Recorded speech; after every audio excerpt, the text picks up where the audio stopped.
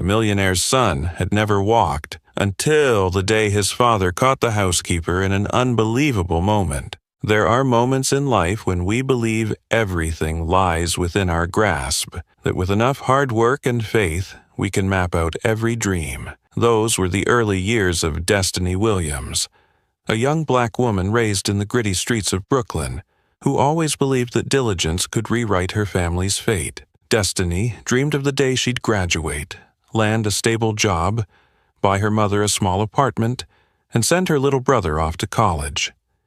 Every dawn found her jogging down narrow blocks, eyes fixed on the ashen sky framed by aging brownstones, silently promising herself she would never give up. She scavenged worn magazines from subway stations and attended free classes at the church, each small victory a brick in the foundation of a brighter future. But fate is never a straight line. One bone-chilling winter night, everything shattered. Destiny's father, the man she admired above all, suffered a fatal stroke, leaving her, her mother, and her brother to fend for themselves. A family that had barely scraped by plunged into an abyss of debt. Medical bills for her mother, tuition for her brother, and utility notices piled like mountains. Destiny folded away her college textbooks and dove headlong into survival. She took jobs at fast food joints, cleaned homes for affluent families, carried trays at upscale cafes, even swept stairwells in crumbling tenements. Anything to bring in a paycheck. Her hands thickened and cracked from dish soap. Her slender shoulders stooped under the weight of midnight shifts.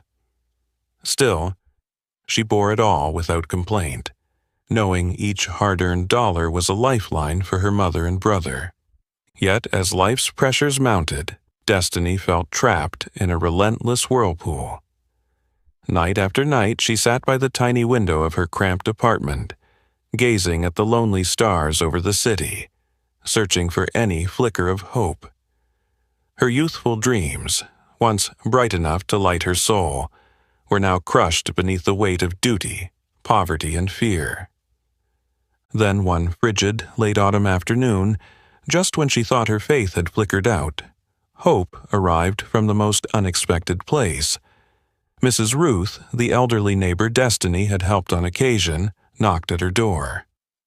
"Destiny, dear," she said, "I know a wealthy family on the Upper West Side looking for a live-in housekeeper and nanny.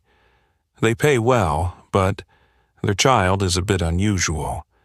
His mother passed away last year and he hasn't spoken or walked since. If you need work, I can put in a good word." Destiny hesitated. She never imagined herself caring for the rich, especially when she still carried her family's burden. But rent was overdue, her mother was ill, and her brother's future hung in the balance. With no other choice, she nodded, her heart fluttering with vague dread. Yet she managed a grateful smile toward Mrs. Ruth. The next morning, Destiny donned her threadbare coat, tucked a homemade lunch into her faded tote, and slipped onto the northbound subway. The train swayed with exhausted commuters, each lost in their own silent struggle. Destiny pressed her forehead to the window, watching graffiti-scarred streets give way to gleaming glass towers, suited professionals, and rows of polished cars. When she stepped onto the Upper West Side sidewalk, it felt like another world. Broad, pristine sidewalks lined with amber-leaved trees. Boutiques where a single dress cost a month's family groceries. Before her rose a luxury apartment building with doormen in crisp uniforms and a lobby so immaculate it gleamed. Destiny tightened her grip on the tote's strap, drew in a steadying breath, and whispered to herself, "For my mother, for my brother, I have to be strong." Her footsteps echoed softly on the marble corridor as she approached an imposing mahogany door carved with intricate patterns. The entrance to the penthouse that would, in ways she could never yet imagine, change Destiny Williams's life forever. The heavy mahogany door swung open, and a cold breeze slipped in behind Destiny's steps, carrying with it the unsettled promise of a morning full of upheaval. She crossed the threshold, her heart hammering, not only with nerves but with the acute awareness of how small and out of place she felt in this alien world. The polished marble floor reflected the glow of the crystal chandelier hanging from the soaring ceiling, each footfall echoing like a note in a lavish concerto. Looking up, she found herself in a grand foyer so perfectly arranged it felt surreal. Paintings hung in precise symmetry. A plush charcoal gray velvet runner stretched before an electronic fireplace that glowed faintly in one corner, and sculpted white orchids stood in spotless pots, each petal immaculate. Alongside a sweeping spiral staircase sat an antique grand piano, its lacquered surface gleaming like glass, a silent reminder that here, destiny might as well be a speck of dust. This Upper West Side enclave, once only glimpsed through the pages of magazines or on her battered phone screen, now unfolded in living color. Luxury cars rolling by beyond the arched windows, high-end boutiques across the street, and well-heeled shoppers passing in and out with cool confidence. Destiny tightened her grip on the strap of her tote, palm slick with sweat.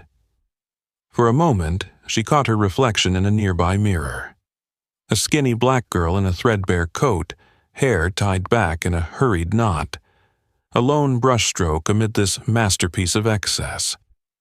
In that instant, she felt not just that she didn't belong, but a primal fear of the unspoken rules woven into every tile and breath of this home. If I break one of those vases, I'd owe more than 3 months' rent, she thought, her throat going dry. Before her panic could swell further, a calm, warm voice called from down the hall. "You must be Destiny, right?" It belonged to Mrs. Lorraine Blake, a short-haired, silver-haired woman whose steely gray-blue eyes spoke of both experience and authority. Clad in understated elegance and carrying a leather-bound book, she moved with the assured poise of someone used to orchestrating every detail of her life. But her smile at Destiny felt softer than anything else in the house. "Come on in," she said. "I've been expecting you. Don't worry. Once you settle in, you'll be fine." Just that tone and those eyes eased some of Destiny's trembling. Yet her footsteps remained tentative as she passed from object to object, as if afraid to disturb an unspoken sanctity. Mrs. Blake guided her along the corridor. "This penthouse was designed by my son, Matthew. He's obsessed with perfection. You'll see soon enough." The words fell like a gentle warning. Destiny dared not inquire further, but tucked them away in her mind.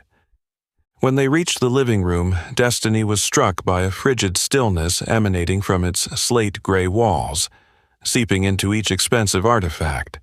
The vast space felt empty. Everything was so orderly that not a spark of real life remained. No family photos, no scattered toys, no hastily scribbled notes or draped coats.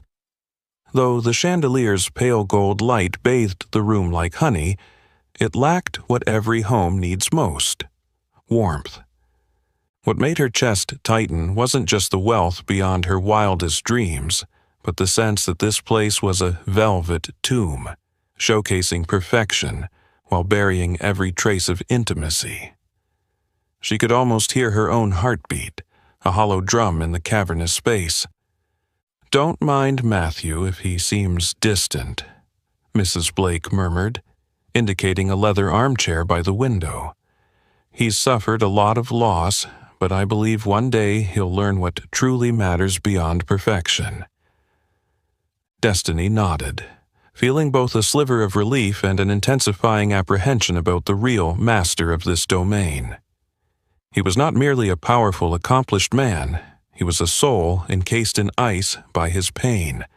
One look or one curt word could reduce another person to insignificance. In the shadows near the staircase, Matthew Blake stood silently, observing through a reflective pane.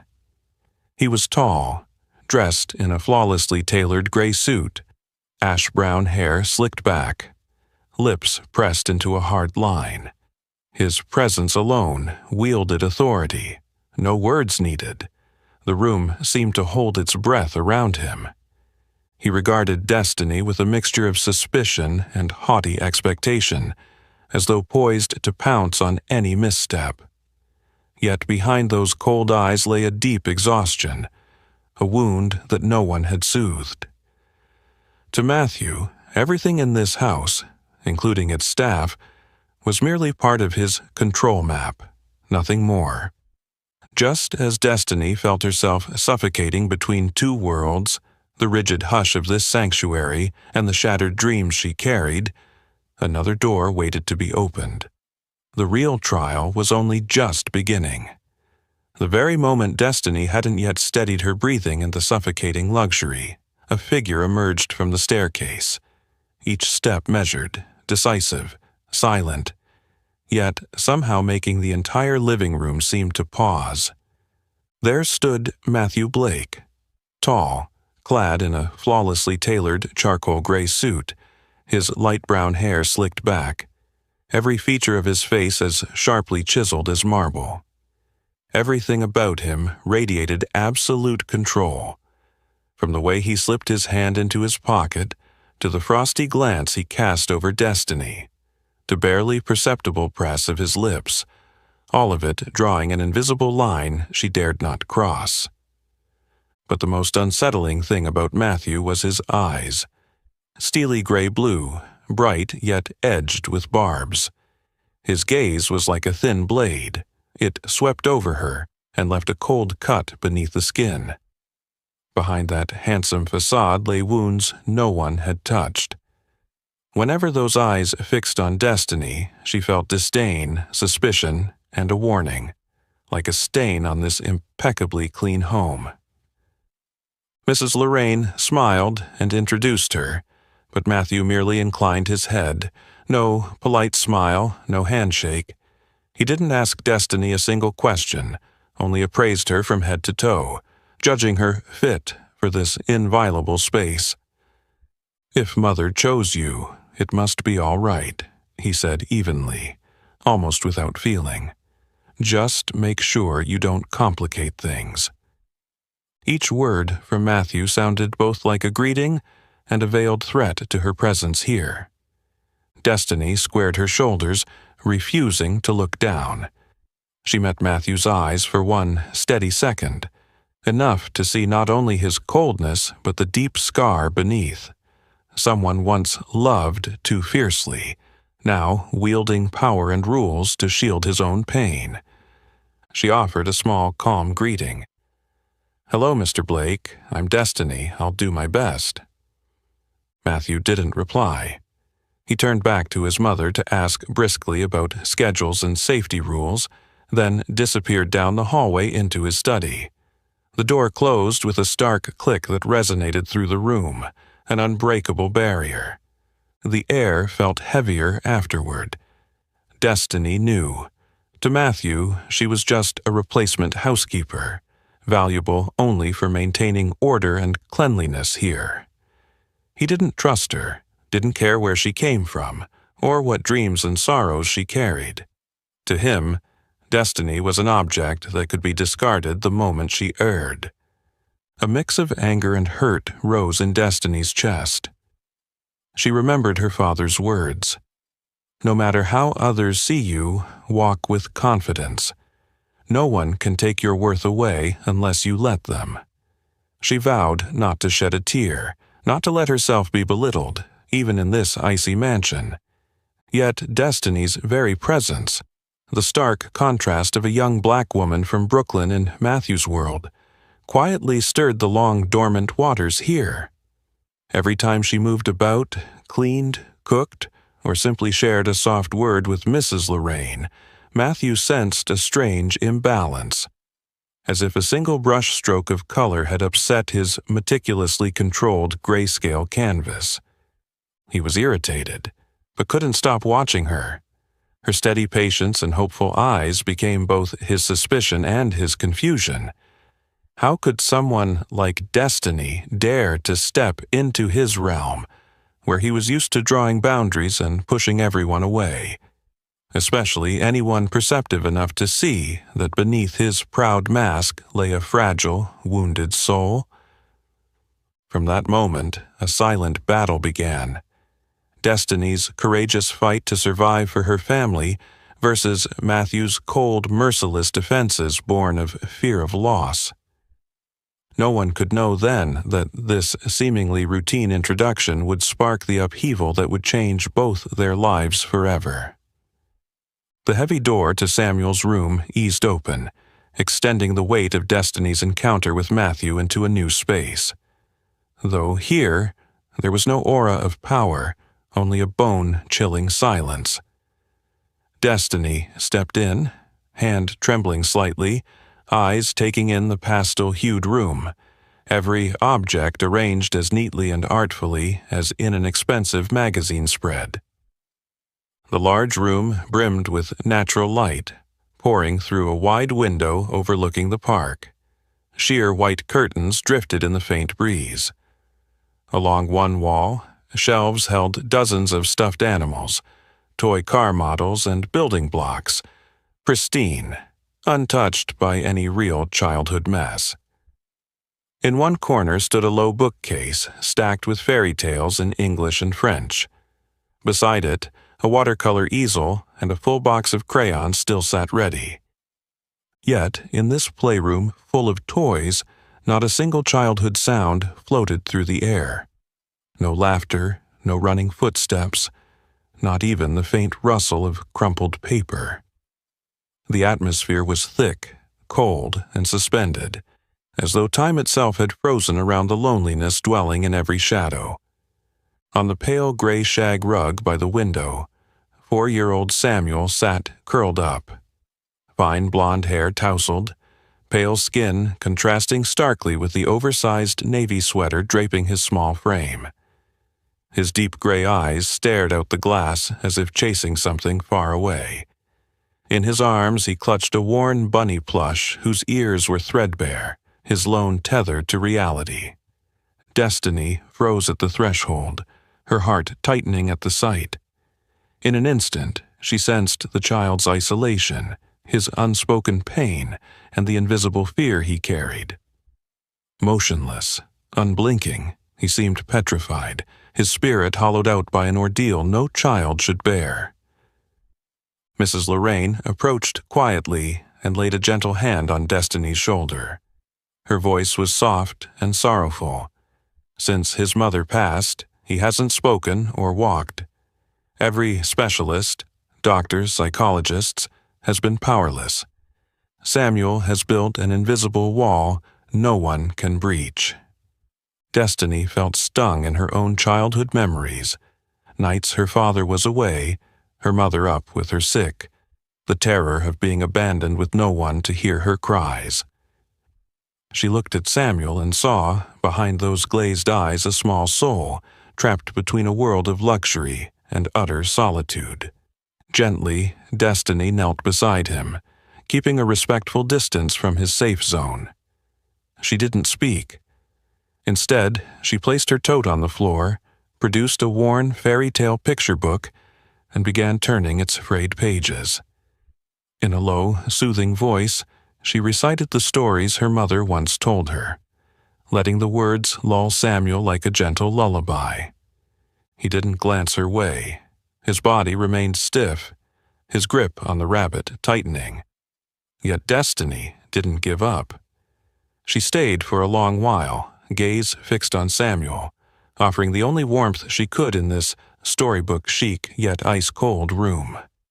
From outside the doorway, Matthew watched in silence. His expression was heavier than usual, filled with both irritation and helpless despair. He observed Destiny and Samuel, two souls from different worlds, each imprisoned by their own invisible barriers, and felt a stirring of discomfort he couldn't name. The hush stretched on, seemingly unbreakable, but Destiny recognized that this silence wasn't emptiness. It was a suppressed plea for help, a fragile spirit yearning for a patient hand. Deep in her heart, she understood that pain all too well. She, too, had been a child no one heard, no one asked about, no one reached out to. And in that moment, Destiny vowed quietly to herself that no matter how long it took, she would find a way to bring Samuel back to life, whether through a single blink of connection, a tiny smile, or the softest, most reassuring touch of her hand. From the very moment Destiny stepped out of Samuel's silent room, she knew the real battle was only just beginning, and that her greatest opponent wasn't the loneliness of a frightened child, but the invisible walls built by adults, walls that Matthew Blake had cemented more firmly than anyone. Each morning before dawn, Destiny rose and moved through the house like a shadow. She polished every walnut tabletop, dusted each bookshelf, buffed every corner of the cabinets, meticulously rearranged the plush toys, inspected bed linens and the curtains, even smoothed the tablecloths until each fold lay perfect.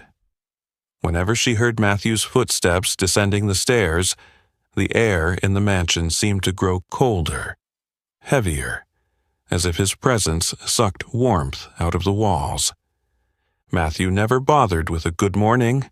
Instead, he watched her with an assessing gaze, sometimes as icy as winter wind, sometimes a casual glance that masked a razor-sharp scrutiny.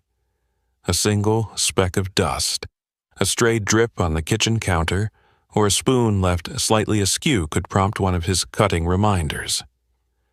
How long did you leave that floor cleaner on the wood? The dishes in the dishwasher aren't dry. Check more carefully next time. Samuel's food needs finer cuts. Don't change the menu without permission. Each petty comment accumulated into an invisible weight on Destiny's shoulders, keeping her in a constant state of vigilance, never knowing when one misstep might cost her her job. Getting near Samuel proved even tougher. Whenever Destiny tried to sit beside him, he either retreated further into his own world, or Matthew would reappear unannounced, eyes narrowing in suspicion and frustration. Frustration he didn't even recognize in himself. At times, if she lingered too long telling a story or sang him a lullaby too softly, Matthew would step in with a curt frown. Leave him alone. Don't complicate things. Let the doctors handle it. Matthew's need to control extended far beyond the kitchen, cleaning, or Samuel's daily routine. He'd patrol the house, checking every cupboard and trash bin, demanding to know why she chose one brand of soap over another. Not a day passed without Destiny feeling under the microscope, judged like an outsider clinging to ground that was never hers. Often, exhaustion and humiliation left her on the verge of packing up and leaving in the middle of the night. Especially after he'd chastised her for making Samuel cry during a simple story time. The baseless blame stung, and she wondered if she had the strength to endure this harsh world. In those darkest moments, Destiny retreated to the tiny maid's quarters at the end of the hall and called home. Her mother's frail but loving voice would crack through the line. "My daughter, your father's gone, and your brother and I are counting on you. I know it's hard, but our family will survive if you don't give up."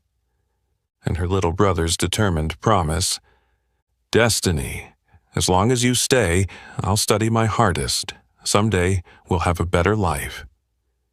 Those simple words were the spark that kept her burning. She knew that if she could just hold on, if she refused to let Matthew's coldness extinguish her hope, things might yet change. But each day brought new trials. Matthew's aloofness wasn't merely an attitude, it was a fortress built from his own losses and unhealed wounds. Destiny sensed it in every sigh he thought no one heard, in every tight line around his eyes when he believed she wasn't watching. Once, she overheard him on the phone in his study, his voice rough as he spoke of Samuel. "No, my son doesn't need friends. Stick to the treatment plan and don't ask about his mother again." That trembling edge in his tone, a mix of anger and helpless fear, revealed the terror beneath his icy veneer, the fear of loss and of failing to protect the one he loved most.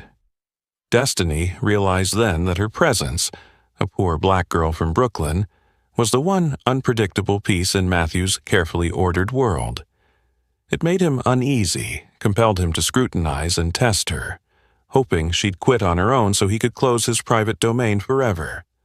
But Destiny, with her quiet resolve, her growing bond with Samuel, and her love for the family she'd left behind, chose to stay.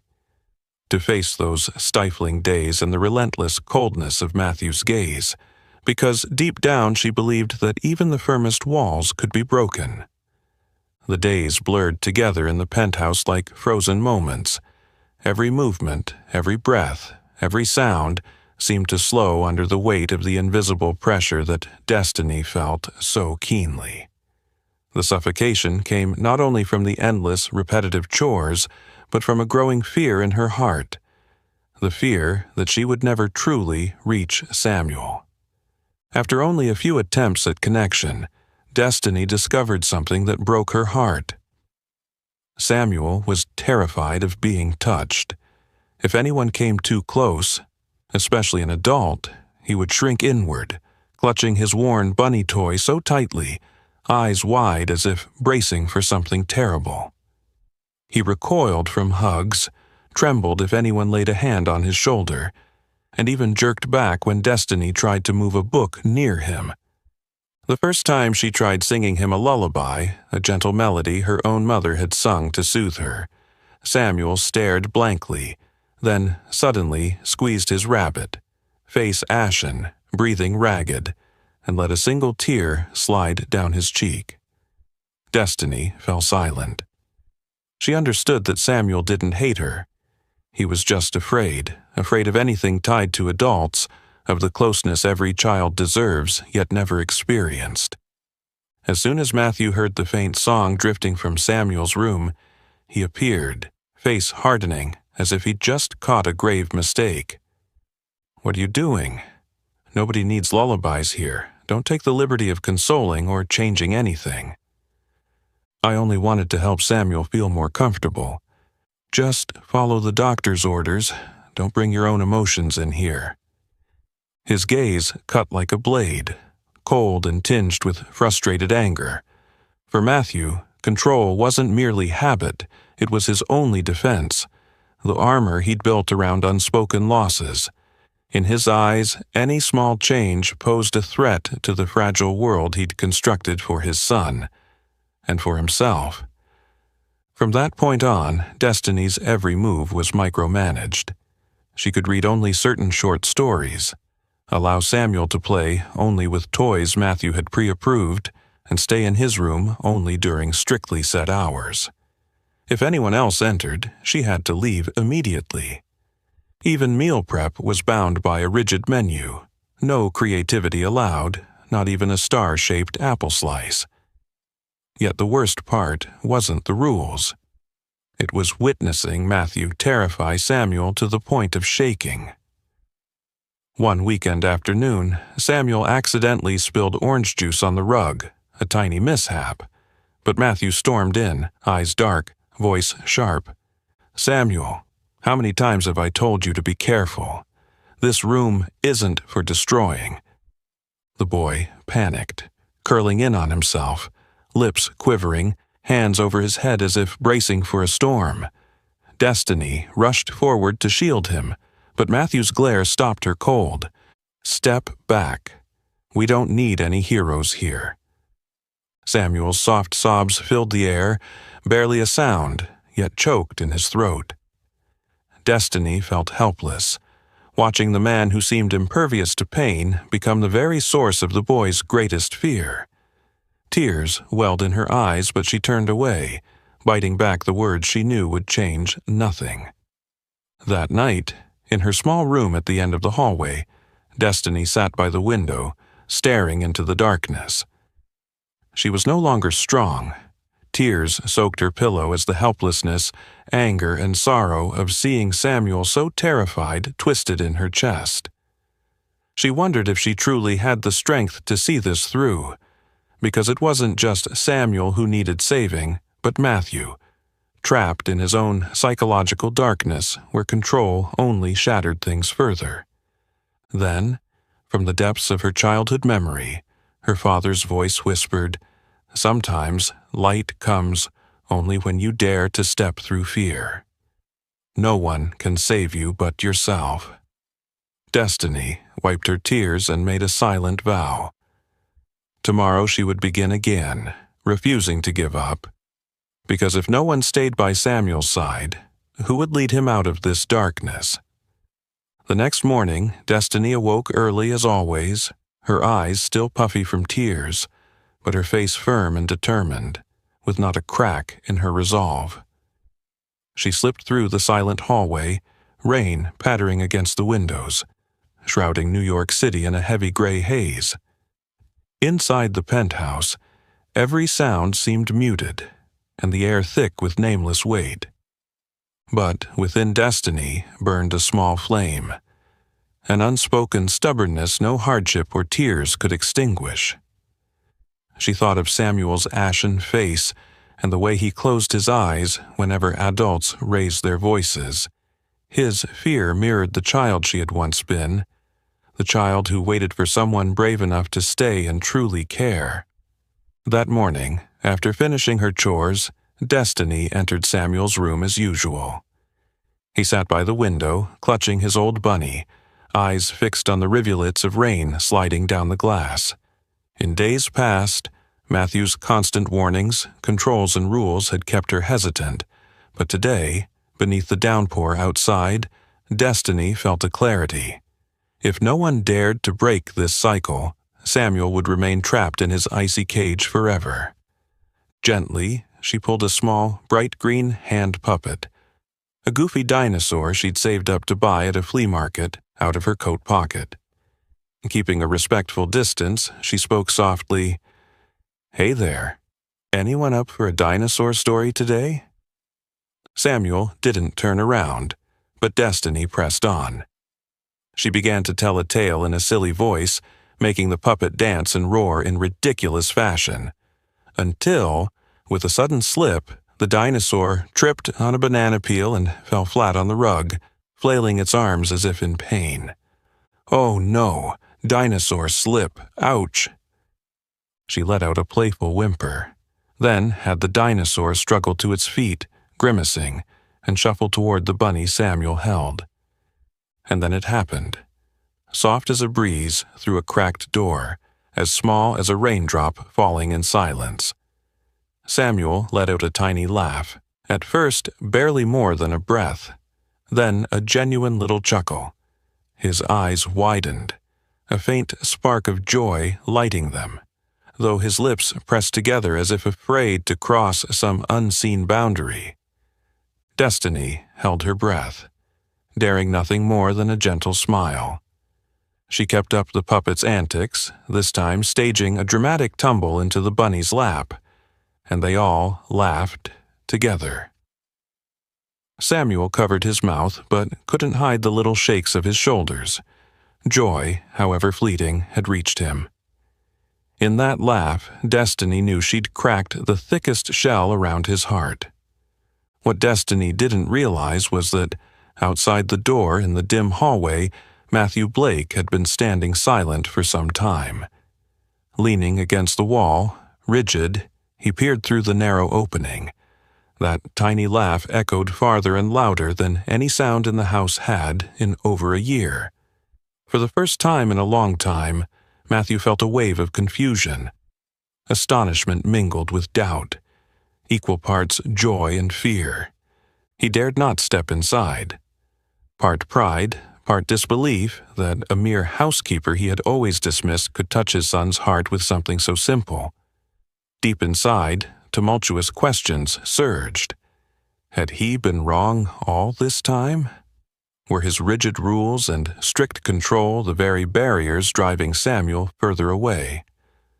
Silently, Matthew turned and walked away, carrying those tangled emotions with him.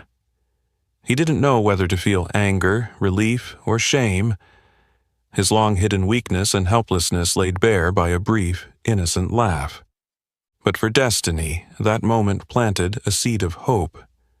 In the penthouse's oppressive gloom, a sliver of light had finally pierced through, fragile yet not easily snuffed out. She didn't expect a miracle, but she knew this.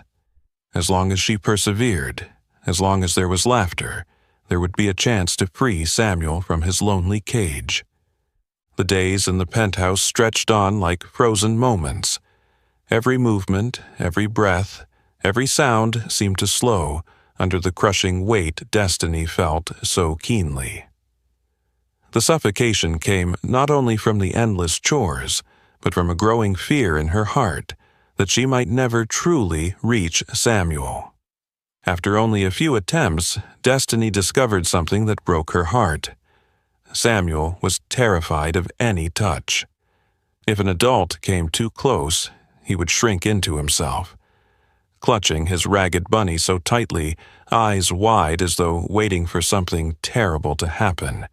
He recoiled from hugs, trembled if anyone touched his shoulder, even flinched away when Destiny simply tried to bring a book within reach. The first time she tried singing him a lullaby, a gentle tune her mother used to soothe her, Samuel stared blankly, then suddenly squeezed his rabbit, face drained of color, breath ragged, and a single tear slipped down his cheek. Destiny fell silent. She understood. Samuel didn't hate her. He was terrified of the very closeness every child deserves. The moment Matthew heard her singing drift from Samuel's room, he appeared, face darkening as if she'd committed some grave offense. "What are you doing? No one needs lullabies here. Don't take it upon yourself to comfort him or change anything." "I only wanted to help Samuel feel more at ease. Just follow the doctor's orders. Don't bring your own feelings into this." His gaze was as sharp as a knife, cold, laced with frustrated anger. For Matthew, control wasn't mere habit. It was the only defense he had, the armor he'd built around unspoken pain. To him, any small change threatened the fragile world he'd crafted for his son and for himself. From then on, Destiny's every move was restricted. She could read only approved short stories, let Samuel play only with toys Matthew pre-screened, and stay in his room strictly during allotted hours. If anyone else entered, she had to leave at once. Even mealtimes were bound by an unyielding menu. No creativity allowed, not even cutting an apple into a star. But perhaps the cruelest blow wasn't the rules. It was the afternoon she watched Matthew terrify Samuel into shaking. One weekend, Samuel accidentally spilled orange juice on the rug. A tiny mishap, but Matthew stormed in, eyes blazing, voice snapping, "Samuel, how many times have I told you to be careful? This room isn't for making messes." The boy panicked, curling in on himself, lips quivering, hands covering his head as if huddling from a storm. Destiny rushed forward to protect him, but Matthew's glare stopped her cold. "Step back. We don't need any heroes here." Samuel's muffled sobs filled the silent room. Destiny felt helpless watching this man, once seeming invincible, become the source of his son's greatest fear. Tears stung her eyes, but she looked away, biting back the words that would change nothing. That night, in her tiny quarters at the end of the hall, Destiny sat by the window, staring into the darkness. She wasn't strong anymore, her pillow soaked with tears, as anger, helplessness, and grief knotted in her chest. She wondered if she truly had the strength to see this through, because it wasn't just Samuel who needed saving, but Matthew, trapped in his own dark prison, where control only deepened the wounds. Yet from the depths of her memory came her father's voice. "Sometimes light appears only when you dare to step through fear. No one can save you but yourself." Destiny wiped her tears and vowed. Tomorrow she would begin again, refusing to give up.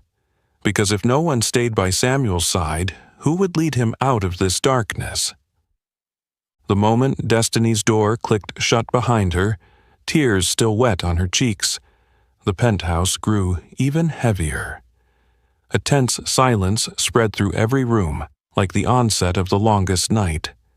Destiny felt all her hard-won efforts slipping away in an instant, every fragile hope swept aside by a cold, merciless storm.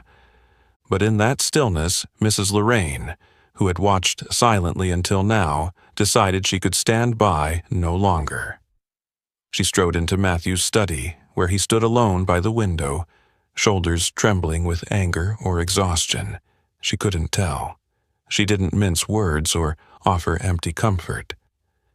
"Matthew, you think you're protecting Samuel by controlling everything, but you're really punishing yourself and pushing your son further from the love he needs most."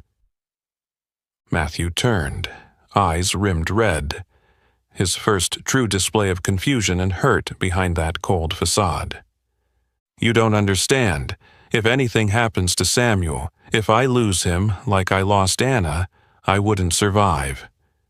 Mrs. Lorraine stepped closer, placing a firm, gentle hand on his shoulder.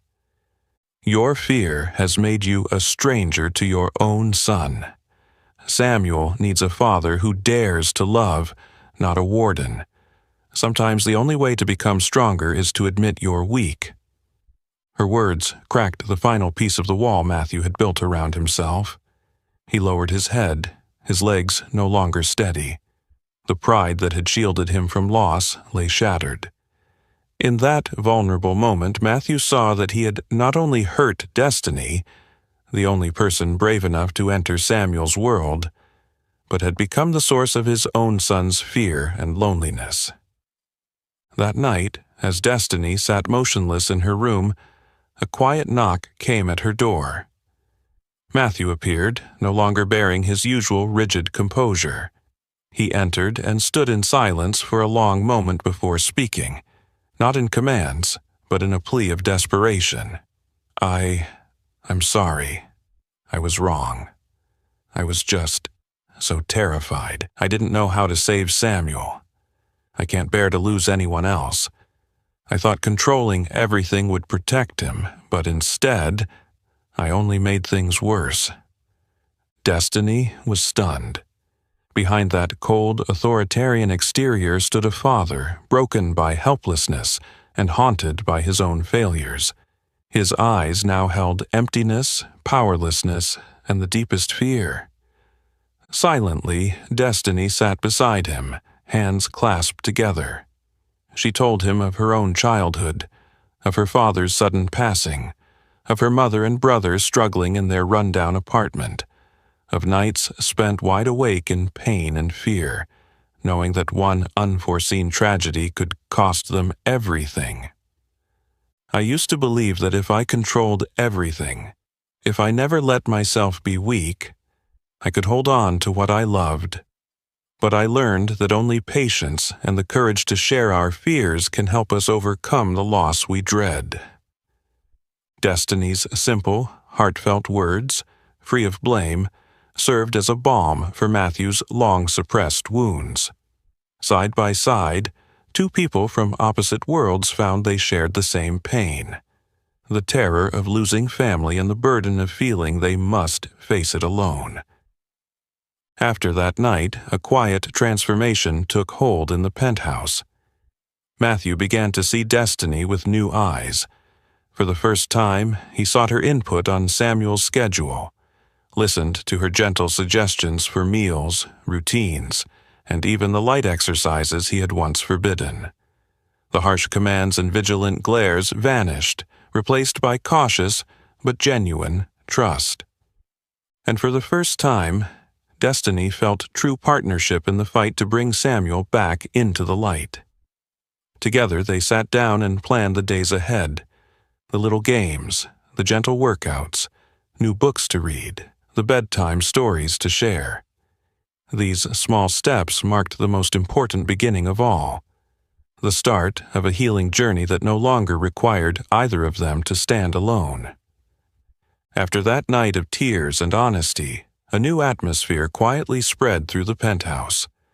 Gone were the wary glances, the dry commands, and the invisible distance dividing the three of them under one roof. In their place came small, simple signs of revival. Most importantly, Matthew's first true initiative. The next morning, it was Matthew who brewed the coffee, setting a cup down beside Destiny as an unspoken thank you. He didn't remain holed up in his study as usual. Instead, he approached Samuel and Destiny, asking how Samuel's morning had been, what he liked to eat, what stories he enjoyed. Though awkward at times, his gaze was gentler than Destiny had ever seen. In the days that followed, Destiny no longer tiptoed around every little decision. She organized activities for Samuel with confidence, and to her surprise, Matthew joined in, once assembling Lego with her and his son on the living room floor. Another time, fumbling to chop vegetables in the kitchen, then blushing with laughter when Destiny teased him about cutting carrots into giant slices. One afternoon, under soft sunlight, Matthew carried Samuel out onto the balcony. The three of them sat on the lounge bench, pointing out sparrows hopping on the railing, naming the passing clouds, telling stories about the bright red bus rumbling by on the street below. For the first time in months, the house rang with gentle laughter, and the everyday chatter only a real family shares. Destiny became the heart of every connection. No longer just the housekeeper, she gradually earned Matthew's genuine respect. He asked her opinion on new menus, listened when she suggested light exercises and outdoor discoveries for Samuel. Mrs. Lorraine, too, looked at Destiny with gratitude and pride, knowing silently that Destiny had not only saved Samuel, but had also touched Matthew's heart. Samuel's revival unfolded slowly but unmistakably, like a miracle. He began to utter his first syllables. Small words like ma, da, cake, and sis rang out, filling the house with joy. One day, Samuel bravely held onto a chair to stand, then waved Destiny over with a hoarse but determined voice. Each time, Samuel smiled at his father or nestled close to Destiny to hear a story, Matthew felt a sting in his eyes. He realized that true happiness didn't lie in perfect control, but in those tiny moments, each warm hug, each trusting glance Samuel gave him, to Destiny and to their home. In just a few weeks, the once icy penthouse had become surprisingly warm. Mornings fragrant with toast, the living room strewn with Lego bricks and colored pencils, the balcony sparkling in the afternoon sun to the sound of a child's laughter. Destiny no longer felt like an outsider here. She had become its heart, the pulse that connected each member, the keeper of hope, inspiration, and new life, in a home that had once felt like a velvet tomb. And from that point on, Matthew not only felt gratitude, but began to admire her. He learned to listen, to share his deepest thoughts with Destiny. He understood that the journey to bring Samuel back, and to heal their family, truly began when they dared to trust, to put aside fear and pride, and reach out for one another's hand. It seemed as though the sparks of hope and the laughter of a child had warmed the penthouse for so long, but when the rainy season returned, New York donned its familiar cold gray cloak once more. That evening, thunder rumbled across the sky, and sheets of rain lashed the windows, threatening to wash away every new ember of warmth under the Blake roof. Suddenly, the entire apartment plunged into pitch darkness as the lights went out. Thunder boomed, wind howled through the cracks, and Samuel trembled and began to cry in the strange darkness. Destiny scooped him into her arms, soothing him with gentle reassurances, while Matthew rummaged for a flashlight in the kitchen drawer. Mrs. Lorraine lit a few old candles, and they huddled together in the soft, golden glow. In that space, with the wind screaming outside, all the boundaries of rank, past hurts, control, and suspicion melted away. leaving only the rare intimacy of people who had once been strangers. After his tears spent themselves, little Samuel nestled into Destiny's lap, his hiccuping sobs fading into sleep. Matthew sat beside them in silence for a long time, his gray eyes reflecting the exhaustion of someone who'd fought inner storms for far too long.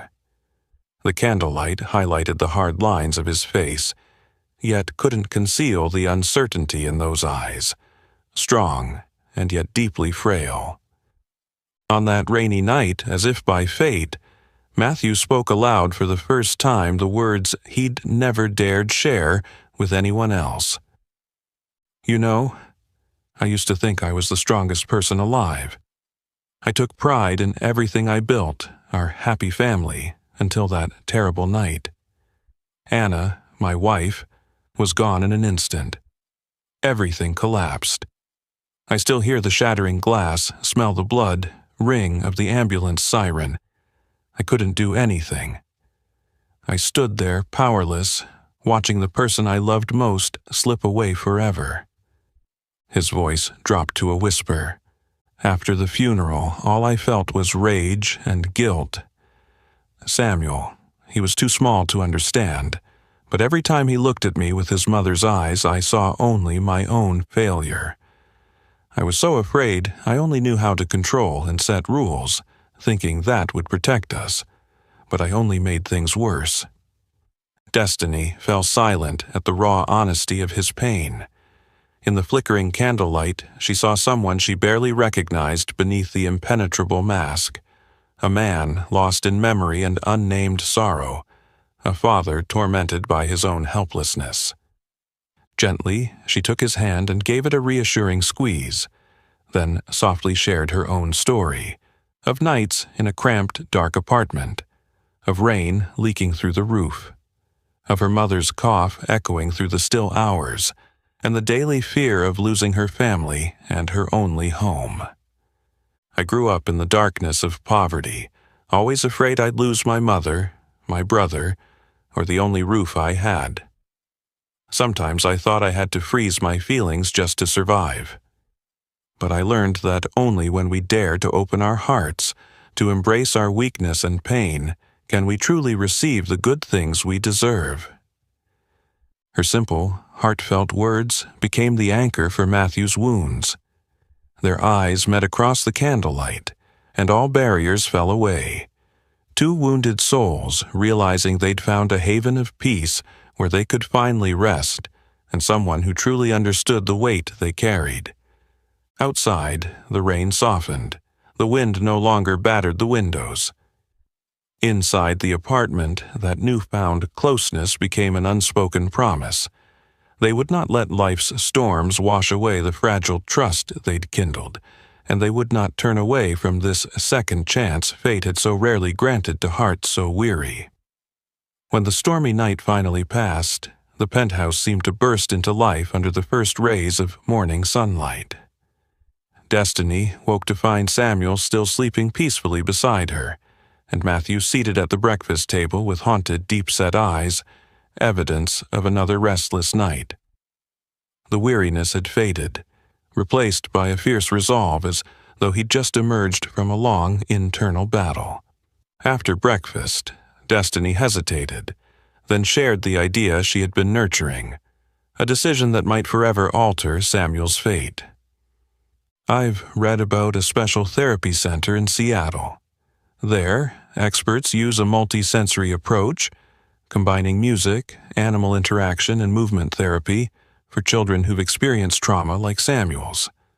I believe if he could be in a new environment, spend time with animals, hear natural music, a miracle could happen." Matthew listened in silence for a long moment, his gaze drifting to the window where the morning light streamed in. In the past, he would have dismissed such a proposal outright, denying any change to his carefully laid plans. But now he understood. To truly save his son and himself, he had to trust, to overcome his fear of failure. Slowly, he nodded and reached for Destiny's hand, feeling at last the steady heartbeat of a determined father. Let's try. We'll go all the way together, whatever the outcome. Within a week of preparations, the three of them, accompanied by Mrs. Lorraine, set off for Seattle.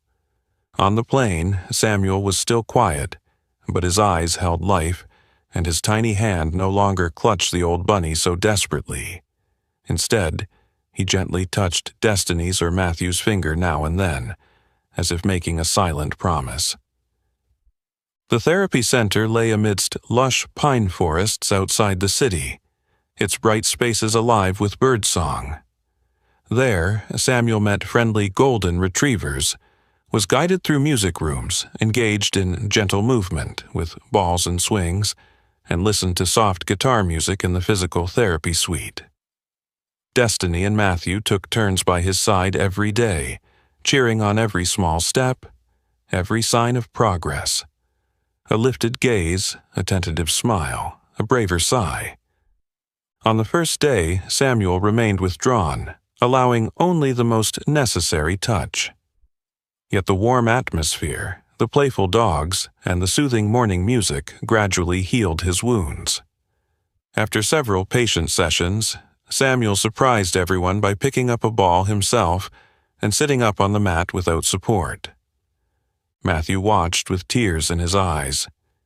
He dared not blink, afraid the happiness would vanish if he looked away. Destiny slipped her arm around his shoulders and whispered, "You've already saved your son, Matthew, because you dared to trust and let go." By the 10th session, in the golden Seattle afternoon light, Samuel suddenly rose, wobbled a few steps, and looked toward Destiny and Matthew with bright, shining eyes. Then, in a trembling voice that filled the room, he whispered, "Mommy." At that moment, Destiny and Matthew both burst into tears, tears of joy, faith, and the reward for all their silent efforts. Samuel ran into Destiny's arms first, then clung to Matthew, calling out again, "Mommy, Daddy." In that cry, years of hurt, anger, fear, and guilt were washed away. Samuel had not only found his voice, but he had also given Destiny and Matthew a new beginning, the chance to be true parents, to start over, to live authentically with love and emotion. For Destiny, Samuel's first mommy was the miraculous proof of perseverance, compassion, and unbreakable hope. For Matthew, it was liberation, the greatest forgiveness for past mistakes, and the miracle that allowed him to let go of all control and open his heart to life's greatest gift. And in that instant, the therapy center ceased to be a distant institution. It became the home of three souls, once lost and wounded, now reborn together. From the moment Samuel called Mommy in that Seattle therapy center, the three of them were never the same. Light and life ignited in every look, every breath, every hand squeeze on the flight back to New York.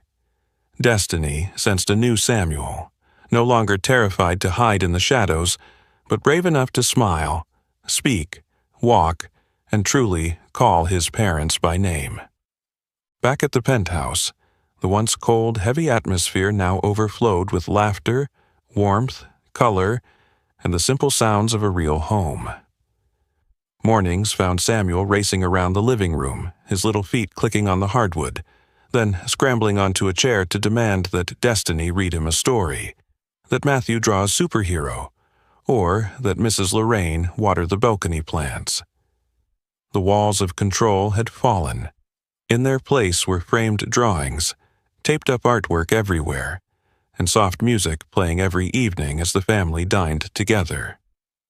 Matthew, once a man hidden behind a hard, emotionless shell, now paused to listen, to hug his son, and to share every small worry or joy with Destiny. He began planning family picnics, preparing weekend breakfasts with his own hands, even baking cookies, albeit messily, to Destiny's teasing laughter as flowers scattered across the floor. The closer they grew, the more Matthew realized that happiness isn't about control or avoiding pain, but about opening your heart, facing it, and forgiving yourself and your loved ones. He was grateful to destiny, not only for saving Samuel from the brink, but for teaching him again what hope, forgiveness, and new beginnings really mean. One spring afternoon, when lavender blooms filled the market stalls, Matthew led Destiny and Samuel to a small white house in the northern suburbs. It had a welcoming porch, fields of pale purple flowers, and a broad yard where Samuel could run freely under the sun. After a simple picnic among the blooms, Matthew knelt, took out a small ring, and looked into Destiny's eyes, bright with joy and misty with tears. "You brought light back into this family, taught me what love, courage, and faith truly are. Destiny, will you marry me, be Samuel's mother, and be our home?" Words failed Destiny as tears streamed down her face. She nodded, then the three of them embraced, their simple, profound happiness bursting into the warm spring air. From that day on, the little house by the lavender fields became Samuel's haven of love and growth, and the place where Matthew and Destiny healed old wounds together as they built a new future. Cozy dinners, laughter-filled mornings, family vacations, all stood as proof of the enduring power of love, the unquenchable flame of hope, and the truth that no matter how thick the darkness, a single spark and an outstretched hand can lead us back into the light. Destiny, Matthew, and Samuel's story ends in a perfect, happily ever after. But it's also a reminder of the power of hope, perseverance, and forgiveness. Sometimes miracles don't come from grand gestures, but from a child's laugh, a timely helping hand, or the courage to change. What do you think is the most important ingredient for a wounded family to truly heal and find happiness again? Share your thoughts in the comments below. And don't forget to like, share this story with someone you care about, and subscribe so you won't miss our next touching tale. Thank you for being with us and listening.